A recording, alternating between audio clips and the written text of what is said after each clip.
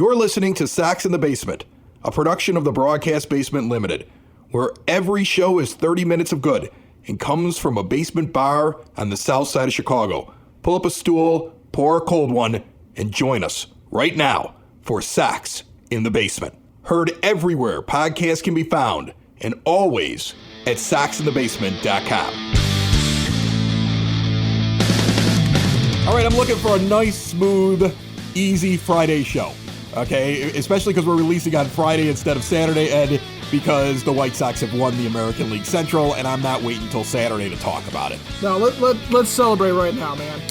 Let's just enjoy what happened after a long, excruciating rebuild, and in reality, really two rebuilds. I mean, since 2008, they tried this twice. They tried to revamp this team twice.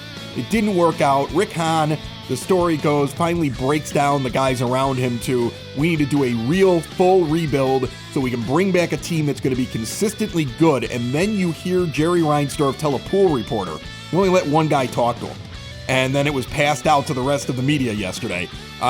He talks to a pool reporter and basically reiterates exactly what the plan was, that he was convinced of doing. Because it sounds like it was Hahn. That's what everybody always says. Hahn's the one that sat there and said, we need to do this for long-term, sustained winning on the south side. And you hear Jerry now saying that out loud, and this is what we want, and that makes me feel good. And when I saw Rick Hahn on the TV, on the post-game show, I beamed as a fan that he was my general manager.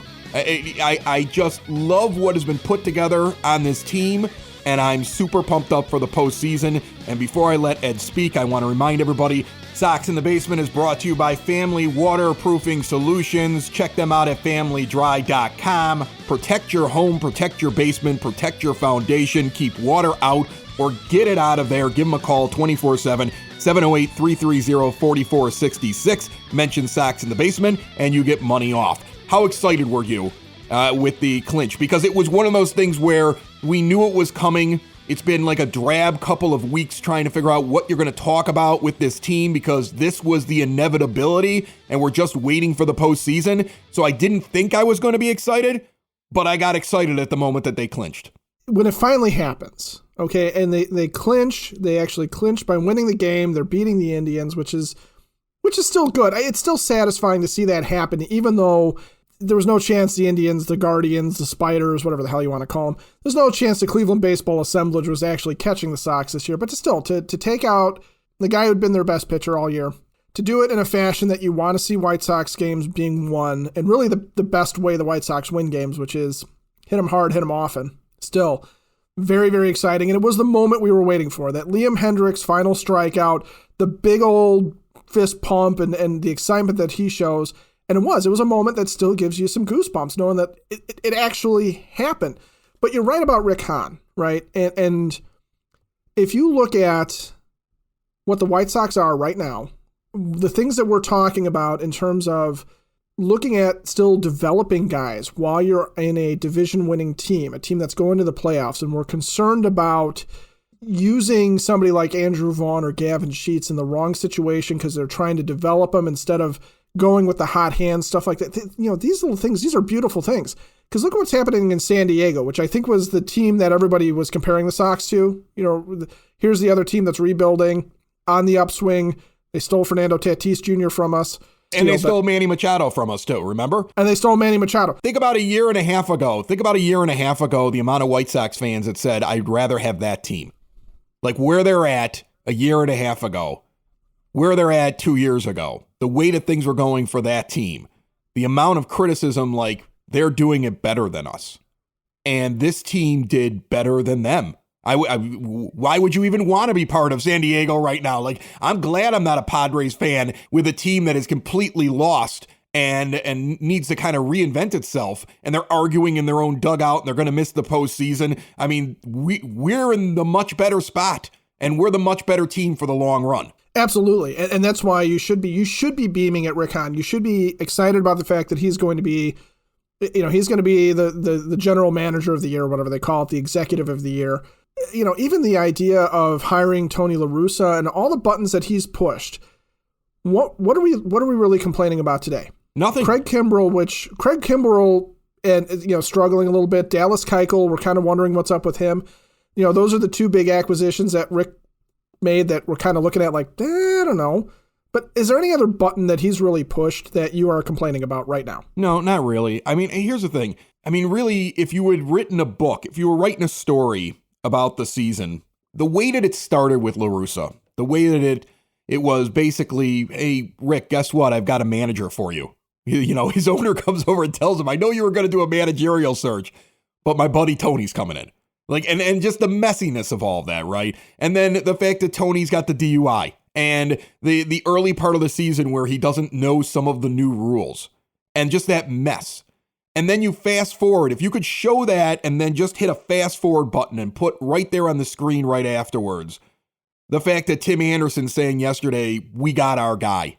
The hugging between him and the kissing, the smooching between him and Jose Abreu, it looks like there was like a tweet that was sent out and it was taken where the families were together in somebody's home, right? And they're just he's hugging Tony and giving him a kiss on the head. And Tony's telling him he's like Albert Pujols and how much he loves him. I mean, just the connection that's been made between players and manager. And then the thing that really got me yesterday was the post game.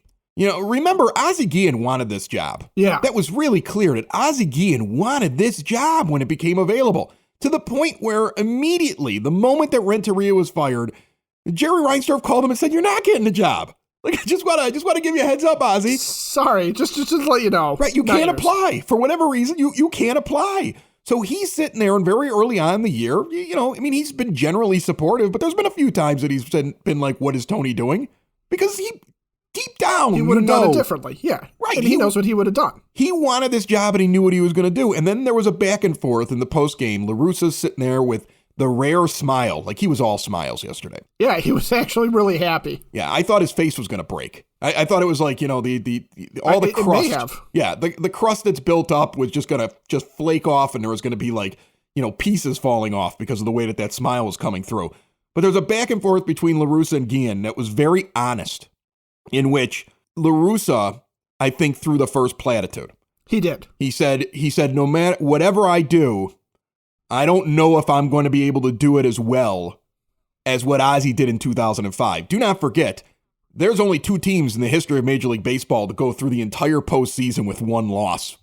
Since we went to a format where there's several rounds, 11-1 they went in that postseason. They were the most dominating team possibly in all of postseason history.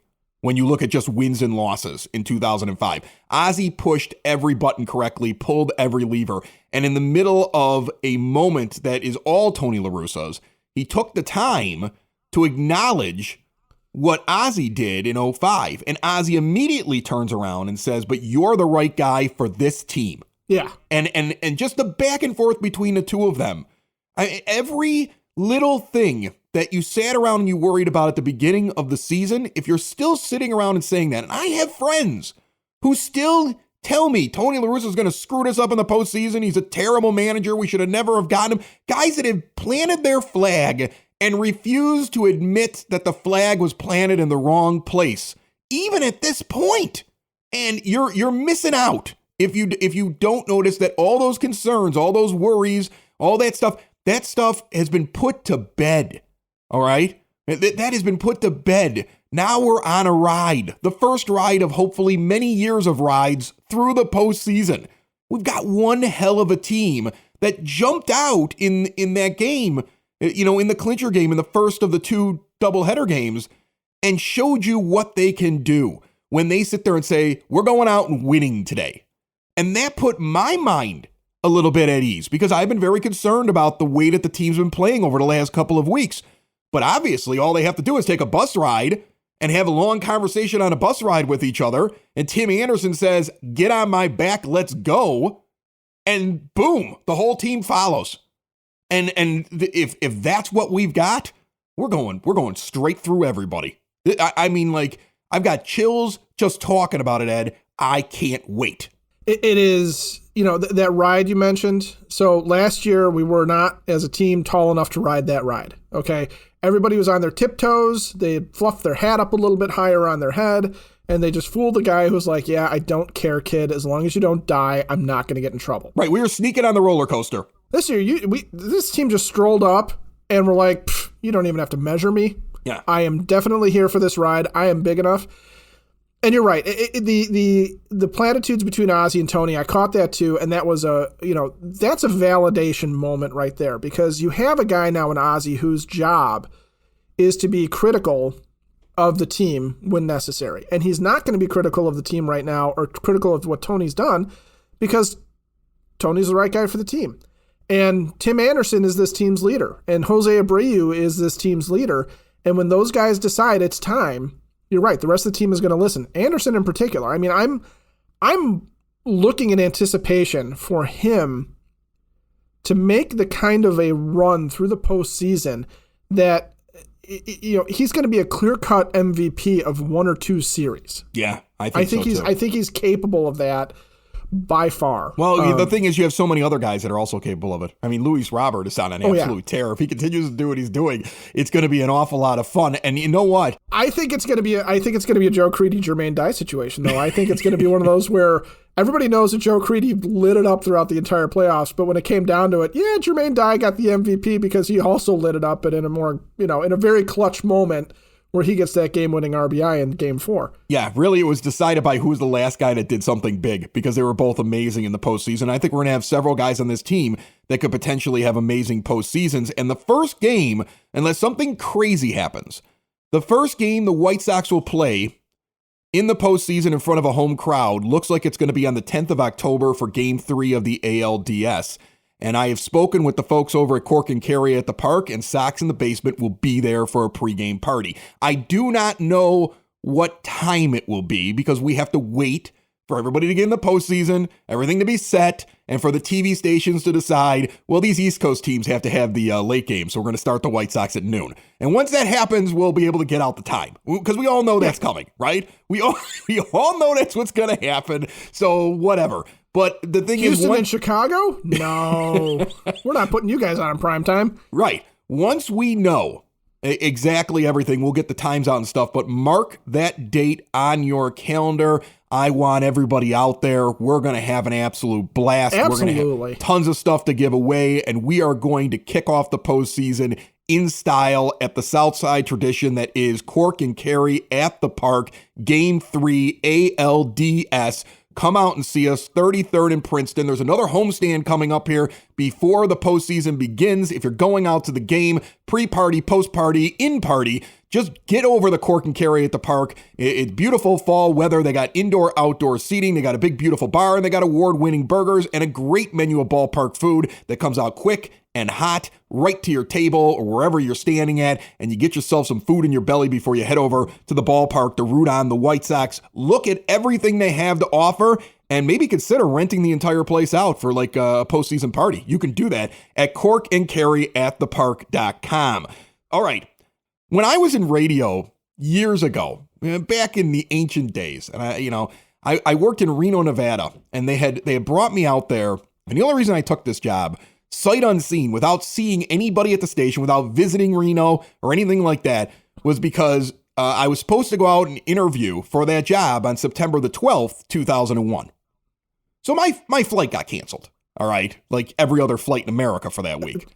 For good reason. Like that's when I was going out to see them.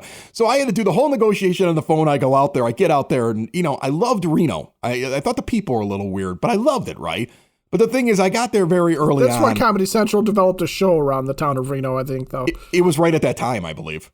Yeah. It was dead on for what Reno, Nevada was. But anyway, I'm out there in this cluster of stations, and I didn't like the people I was working for. Very quickly, I was like, oh, I like the place, but I wish I would have visited these people and realized what terrible human beings they are. But I was there, and they decided to have a pizza party. And they bring in all the different radio stations in for a pizza party, right? And one of the stations, they had decided to make some changes. So they kicked off the pizza party by saying, hey, Joe, Bob, and Diane over there, why don't you guys grab your pizza first and then start packing up because you're fired? That's how they kicked it off. What? And I always thought that was the roughest thing I'd ever seen. Like people in media. What? Yeah, people in media have some of the worst stories about how people get fired. My God. That was terrible. That's how they fired him in front of a group. Like, grab your stuff, eat your pizza on the way out the door. Yesterday, the White Sox clinch, and Jace Fry, grab a beer on the way out. You're going back to AAA. And then Matt Foster, grab a beer on the way out. Too. You're out of here as well. Now, I mean, I would think that they had an inkling that they weren't going to be on the playoff roster. Like, nobody's projected them to be on the playoff roster. Right. But, like, yeah, they're not making it. Can you imagine them celebrating? And then all of a sudden it's like, hey, look, MLB rules say we can only have so many guys in the clubhouse. And Andrew Vaughn's here for the second game. Grab a couple Miller Lights and we got you a ticket. You can go sit in the stands. Yeah. I'm sorry. You're a Coors Light guy? Right. Too bad. All we got is Miller Light. Go. Right. No, they had Coors Light. I saw that. I saw they had a big selection there. They had bullets there. But I mean, like, that is a sobering moment right there. Like, hopefully they use it for motivation to go out and get better so that they never have that happen to them again.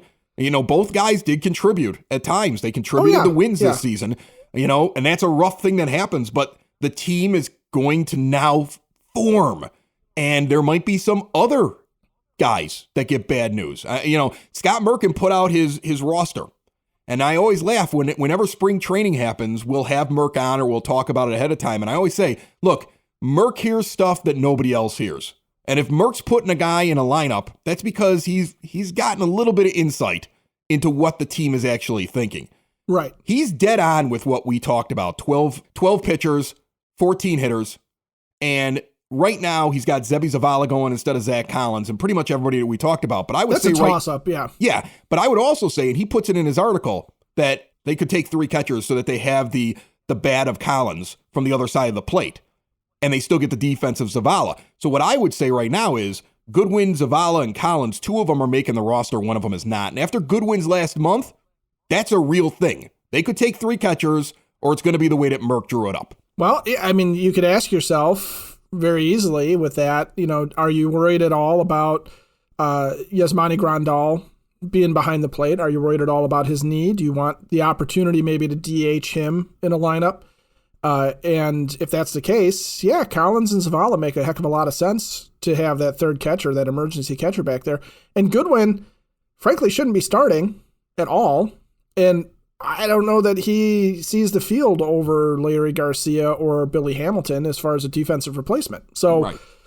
I would go with the third catcher. I'd take the chance that you might need that third guy behind the plate, especially if you go extra innings, because if we got a quick turnaround as a White Sox team, where they are doing that thing where they put them on, they give them their one primetime game, but then, you know, they're gonna have to turn around and they're gonna play a day game. You know, I know they separate them out. That's not, you know, within 24 hours, but if there is something, or if they go extra innings, I think Tony could very easily benefit more from being able to sit there and say, all right, late in the game, I'm going to put Sebi in, and give Yaz the rest of the night off. Or, just sit there and say, all right, well, you know what, rather than trying to match up Andrew Vaughn or Gavin Sheets against whoever the pitcher is, I'm going to like Zavala's bat or Collins' bat, and I'm going to put Yaz in as a DH. Well, here's the thing. He also adds in Dallas Keuchel in relief and leaves out Jose Ruiz. And he's assuming that Carlos Rodon is going to also make the team and be okay in this final start against Cincinnati, which really is the audition. Tony La Russa is going to send Carlos Rodon out there, and if he can't pitch effectively, and he wants to see how many innings he can do, and can he use him in the postseason? That's exactly what that start is. That's the biggest game left on the schedule for the White Sox. Well, and I don't even know if it's innings, though. Do you think it's innings, or do you think I think they're going to be looking to see how his stuff is. I think they're looking to see, is he throwing upper 90s with a fastball, and is he getting good spin on the slider? I think they could pull him after 5, even if he's rolling. But if his stuff looks good, that's what I think they're looking for. They want to make sure he's not leaving in inning 2 or inning 3. They don't want him to have another short start. That's the thing that when I say innings, that's what they're looking at. I'm not saying they're trying to figure out, can he go 8? I think what they're trying to make sure is he going to go, can he only go 40 pitches or something like that? We got to get him out of there. Or he experiences soreness again on top of what you're talking about with his velocity and placement and everything. I think that there's a little bit of innings that you'd be looking at there. The thing is, Carlos Rodon had a spectacular season. A career year if there ever was one. Look, I mean, his whip is 0.971. His FIP, his fielding independent pitching, 2.64. His ERA plus is 174 when 100 is basically league average. He's like, which shows that he's just an absolute star. For ERA, heads a 2.47. He went 12-5 this year. He had a spectacular year. I know that it's a step down, though, and we're going to get into this here in just one moment. It's a step down if Carlos Rodon cannot go in the postseason. But I am encouraged, Ed, very, very encouraged by what the White Sox will be able to bring out to replace him. Hey, Sox fans, in the southwest suburbs, Davern's Tavern and Lounge in Justice, Illinois, has something for everyone. Located at 8527 West 79th Street, they have this large back party room to host an event for up to 150 people. They have a massive outdoor beer garden, horseshoes, cornhole. In fact, they host the Midwest largest blind draw bags tournament every Monday night with a major and minor league. All skill levels are welcome to Man Cave Mondays and live music with DJs on the weekends. Chicago Bears fans, there's free food during all Bears games, and Davern's is a White Sox bar.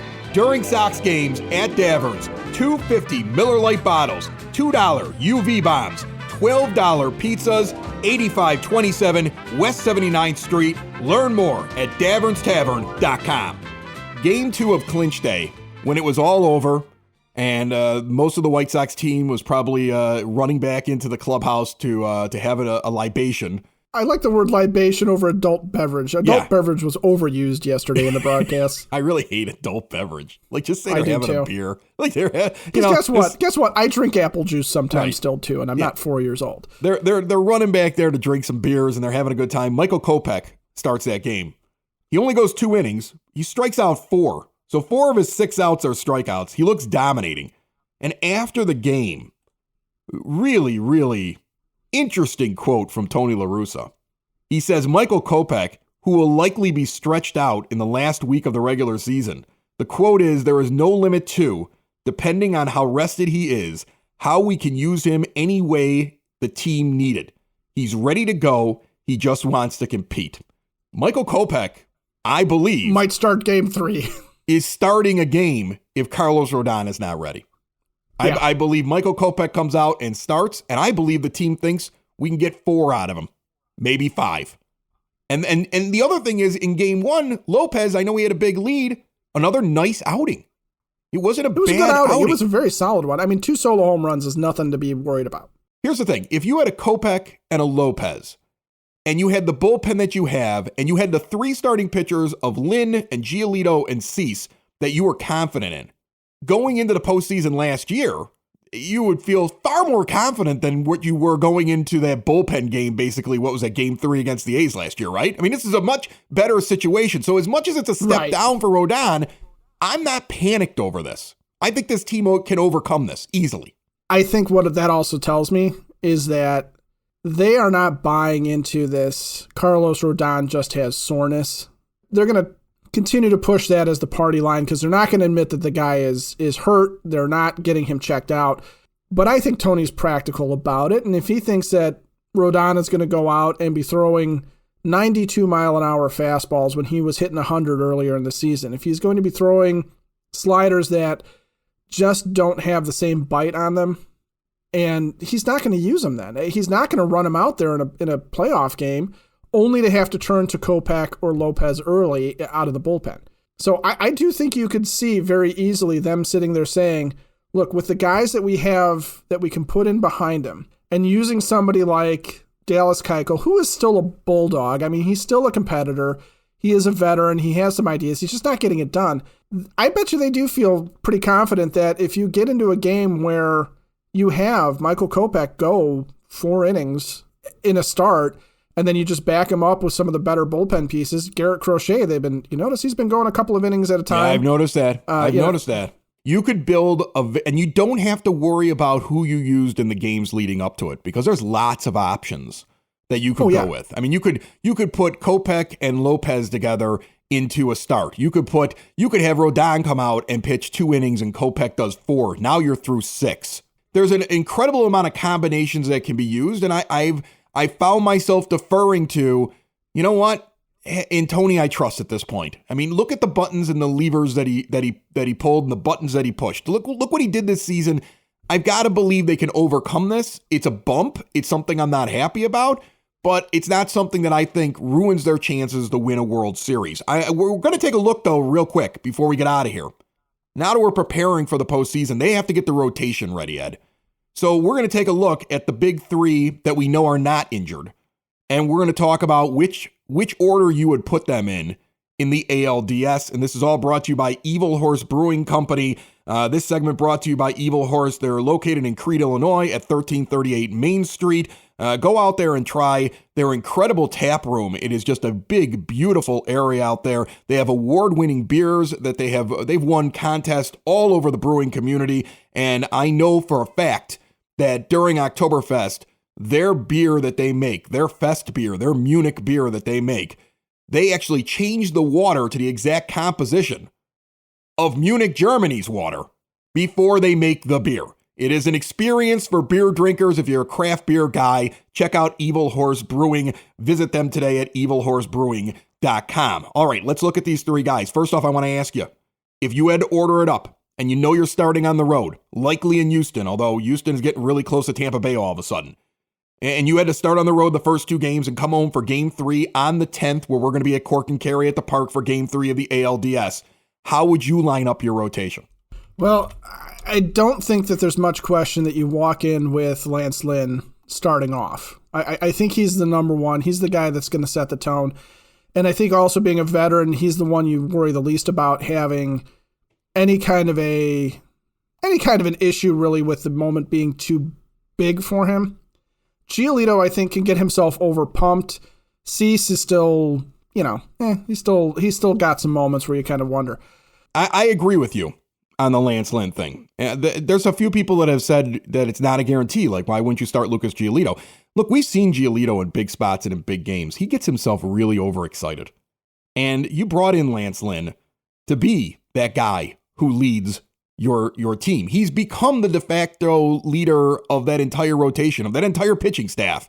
If somebody said, who do you think's the leader? Who sets the tone? It's Lance Lynn. So let him start. Let him kick off the postseason. And I know Tony trusts him, so I think Tony's going to have him start. And there's been people that have worried about his second half and, how deep he's going into games and his effectiveness and all that other stuff. Well, I took a look at his first half and second half numbers, and sure, he's 9-3 in the first half and 1-2 in the second half. So, oh my goodness, he's a different pitcher. And his ERA is a little bit elevated. But what I would say is this, even though his whip was sitting at a 1.037 in the first half, it is still a very, very good 1.12.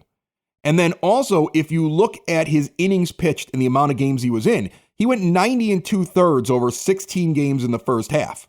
Okay. He's had 10 games in the second half and he's pitched 55 1/3. Throw that in your calculator. 5 2/3 is the average in the first half. 5 2/3 is the average in the second half.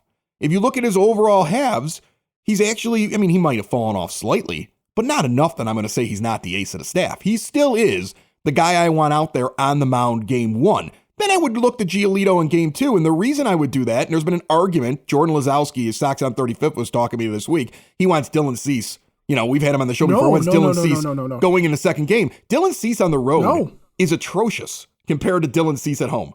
And because of that, Dylan Cease has to start game 3. It's night and day, Dylan Cease at home or on the road. I mean, you can't, I don't think you can argue this point. Away from Chicago, he is 6-5 with a 5.02 ERA, and I'm not going to get into all the advanced stats, but he's just worse. And he's putting a terrible amount of people on base, Ed. He's got a 1.367 whip. I've always said that if you're above 1.30, you're not very effective. You're a middling pitcher, if not a bottom end of the rotation guy on a team that's going for a World Series. There's few exceptions to that, but generally your best pitchers, your good pitchers, your guys you trust, that's about the border that I put on it. And he's above that border, clearly. Yeah, and we're talking about the difference. He's pitched 75 1/3 away from home, and then he's pitched 81 home innings. And his strikeouts per 9 stay pretty much the same, 12.2, which is fantastic. But it's just he's putting more guys on. Like you said, it's just the walks are right there. The strikeouts are down. The hits, 71 versus 60. That's 11 more hits he's given up in fewer innings on the road. So I want Dylan Cease on that game 3 when they're back home and Lucas Giolito going ahead and he is pretty steady home or away. There's not a huge, as big a marked difference as with Dylan Cease. And frankly, he's slightly better on the road this year. He's got a 3.48 ERA versus a 3.94. His whip is a little bit lower, 1.13 versus 1.30, and everything else is pretty much the same. So Giolito, slightly better on the road, have him pitch game 2, whether it's in Tropicana Field or down in Houston. And then Cease, who is by far much better in front of the home crowd, let him come in and finish the sweep on October 10th. Yeah, that's what I want. Just get in there, get out of there, and sweep it out and just move on to the next series. I mean, I want the domination. I just can't imagine a Dylan Cease going on the road when you look at those home and road splits. I know terrible. A lot of guys who get into the advanced metrics and they'll say, oh, well, there's a little uptick in this or he's changed this or whatever. Look, sometimes the most basic numbers tell you the biggest picture. His walks and hits per innings pitched are 1.16 on Baseball Reference that I'm looking at right now. That's pretty much what Lucas Giolito's been all year. So you're going to get a pitcher that's around the exact same as Giolito and what Lance Lynn was in the second half. You're getting that pitcher if he pitches at home in game 3. If you don't get that pitcher, you're getting a guy that's much closer to the Dallas Keuchel you don't even want to bring with. That people are like, no way he starts. You're getting a guy much closer to that end of the spectrum if he goes on the road. So, yeah, I would line it up. I'd go with the guy who Tony trusts, who sets the tone, and I'd have him go game 1. I'd have Giolito go game 2, and then I would have Cease come home with the home cooking and go game 3. And then you got an interesting decision as to what you're going to do in the other 2 games, but you can very easily there just go right back to Lynn in that short series if you really want to. You can go back to Lynn, or you can go and use Kopech, or you can, if Rodon comes out and he's really good, then maybe you start him in a game 4 in front of the home crowd, where remember he had a no-hitter and he feeds off the energy, So I love that kind of setup for this team, and I'm thinking that's what they're going to do. I've been wrong a few times this year, but we've been pretty on with what they're going to do. That's how I would set it up. It sounds like you're on the same page. Yeah, and in fact, actually, as we're sitting here talking about it, it occurs to me that for that first series, with those 3 guys going and being able to line it up that way and knowing that Cease has been money at home for the most part, I do wonder, even if Rodon looks okay next week against Cincinnati, I do wonder if they sit there and go, you know what, we can get away in a game 4 with a Kopech or a Lopez and doing a bit of a bullpen game, and let's give Rodon that series off because you can always put him back on for the ALCS. Remember, it's likely going to be the Astros, but it could be Tampa Bay as Houston is now starting to win, and they are only 3 games back of the Rays as we go into this final week or so of the Major League Baseball schedule. So it's a possibility it starts in Tampa Bay. I still think this is going to end up being Houston. I mean, the odds are clearly that it's going to be Houston. Also, do not forget that on October the 2nd, next Saturday, Evergreen Park, I just got the whole list. They've got live bands out there. They've got stuff for the kids when it comes to, they got petting zoos and pony rides and all kinds of fun stuff out there. And they got a big beer garden, and Open Outcry is going to be out there pouring beer. And we're going to be there as well as part of our Soxtoberfest celebration, getting out with the fans and enjoying a few, lifting a glass and celebrating with you as we get close to the postseason. And then on the 10th, Cork and Carry, ALDS. Make sure you're ready for that for game 3. I like these Friday shows. We might have to move the Friday releases. I kind of dig it. If not before the postseason, when the postseason's over, maybe we adjust where our release dates are, because I'm digging the Friday thing, but I'm also just really, really excited that the White Sox are in the postseason for the second time in 2 years, the first time they've ever gone back to back. And this is a big boy team that's much better than it was last year, and showed me an awful lot in that clincher game that makes me think that they are ready to get rolling. They understand what they have to do. They're ready to get rolling. I think Tony's going to get them rolling, and if he gets them rolling in the last week or so going into the postseason, I don't think you can stop this train. Woo-hoo! Sox in the basement. Sox in the basement. Sox in the basement. Sox in the Basement. Heard everywhere podcasts can be found, and always on soxinthebasement.com.